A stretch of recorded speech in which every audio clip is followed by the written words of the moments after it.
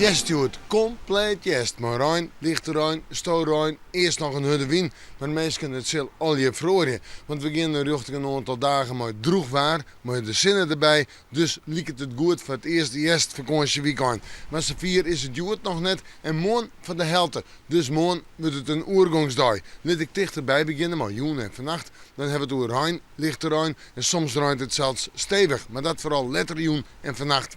De temperaturen zijn 9,5 graden en de wind is net al te sterk meer. Die zal zwak of matig wezen en die zie ik het meer en meer het westen, noordwesten op. Misschien letter vannacht wel noord.